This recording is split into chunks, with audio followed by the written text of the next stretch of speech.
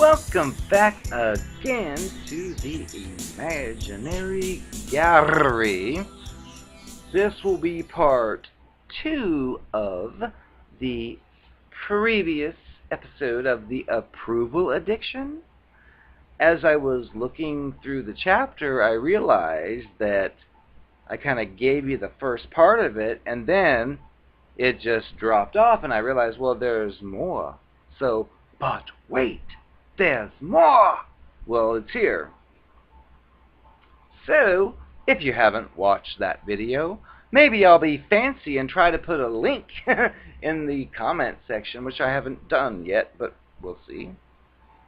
However, the next part Dr. Burns, goes into is the origin of the problem. Where did you get this approval addiction, is what he asks, in the first place? We can only speculate. The answer may lie in your interactions with people who were important to you when you were a child. There you go. Childhood is the most important part.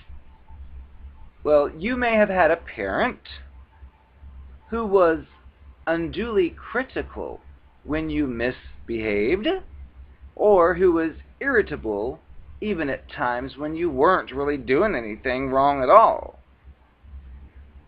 Your mama may have snapped, "You're bad for doing that." Or your daddy might have said, "You're always messing up." Well, as a small child, you probably saw your parents as deities or gods because they're your parents or caregivers, either way. They're the ones who are like steering you into this brand new life you're in. Well, they taught you how to speak, how to tie your shoes, and most of what they told you was actually accurate. And if your daddy said, "You'll be murdered if you run across the street into traffic," well, that was a literal truth.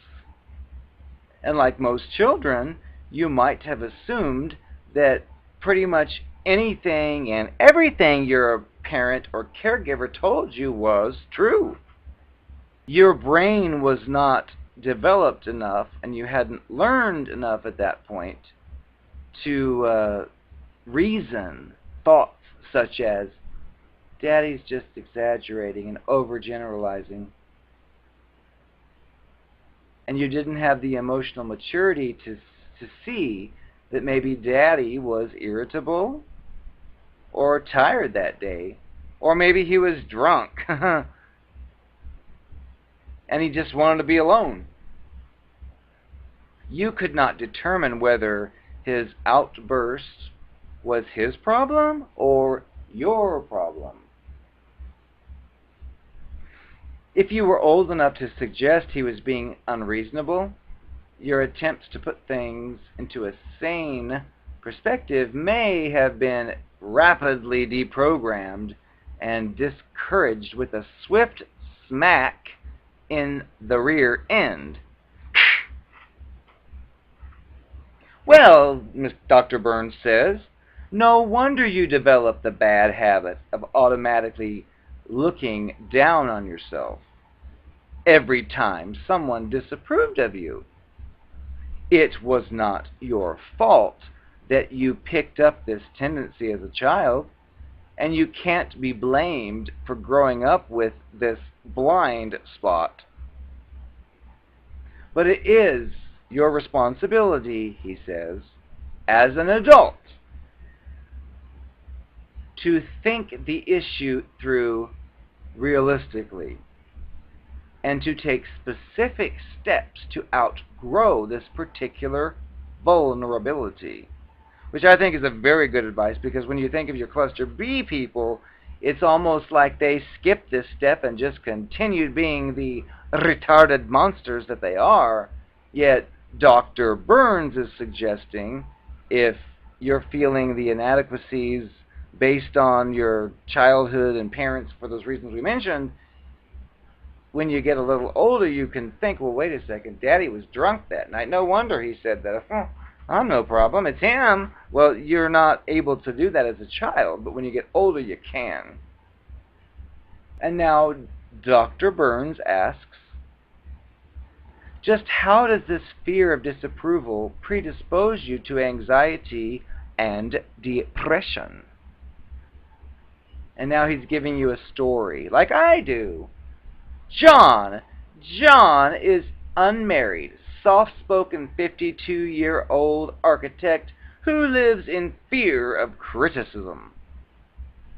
He was referred for treatment because of a severe recurring depression, which had not diminished in spite of several years of therapy.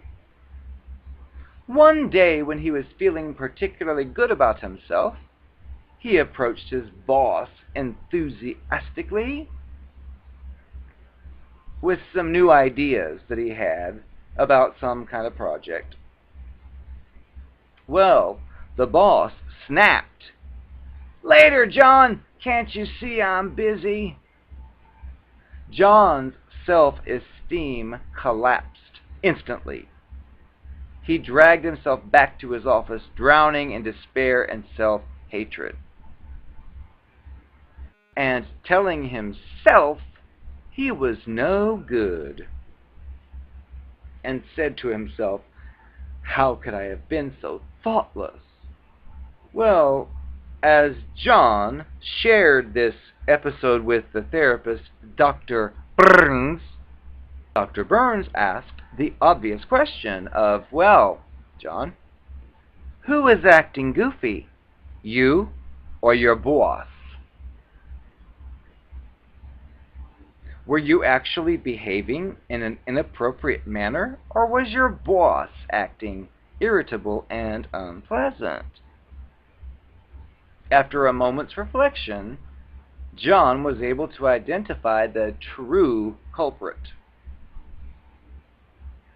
The possibility that the boss was acting obnoxiously had not even occurred to him because of his automatic habit of blaming himself.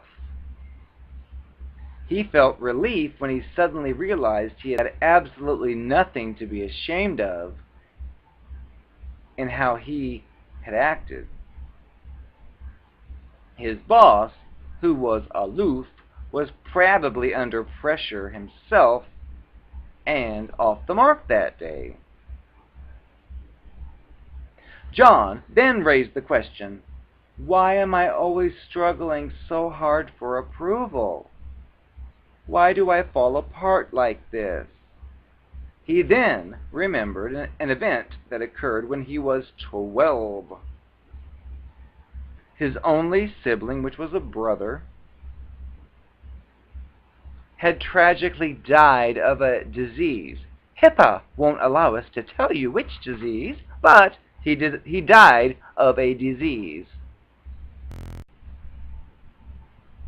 After the funeral, he overheard his mother weeping, and she was talking in the bedroom. And during this bitter weeping session, he heard his own mother say, "Now I've got nothing to live for." His grandmother responded, "Shush, Johnny's just down the hall. He might hear you."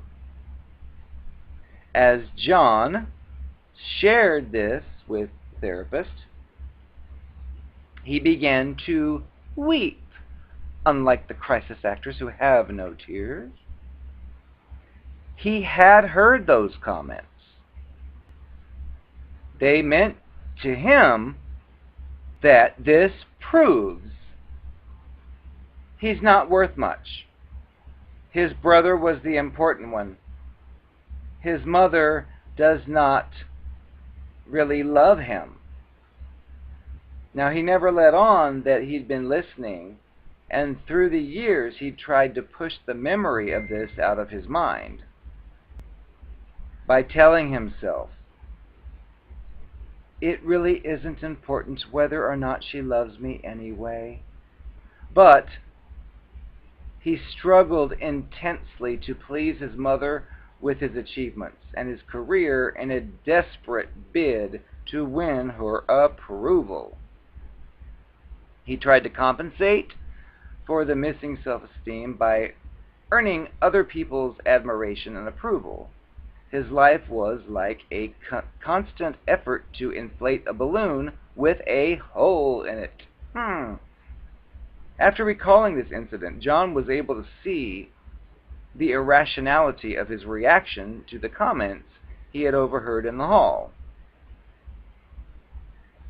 His mother's bitterness and the emptiness she felt were a natural part of the grieving process that any parent going through the loss of a child may go through.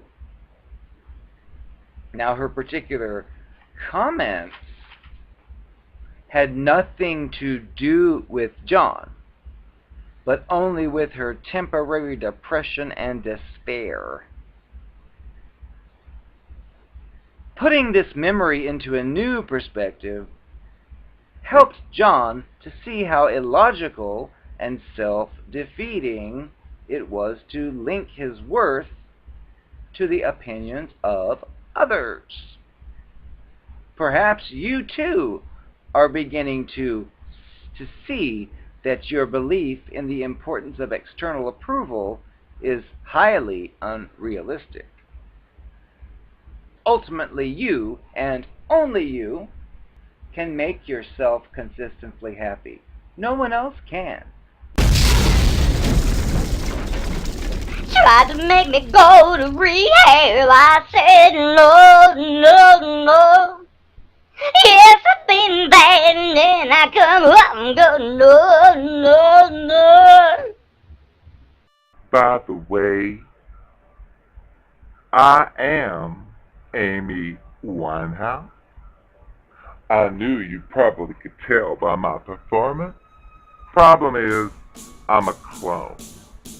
This ain't the original Amy Winehouse body. Do you see any tattoos here? I don't think so. But I am still anorexic, and I am on drugs. But, do me a favor. Please stop human cloning. Because if I have to go out there on stage, I don't know if I can do it like I used to when I was real. But this serves as proof to you that Amy Winehouse is not dead. She is simply cloned in what obviously used to be a man's body, but I made some changes to it. Please stop human cloning. Now! Please, if anybody else tells me they think I'm Gwen Stefani, I'm gonna blow it.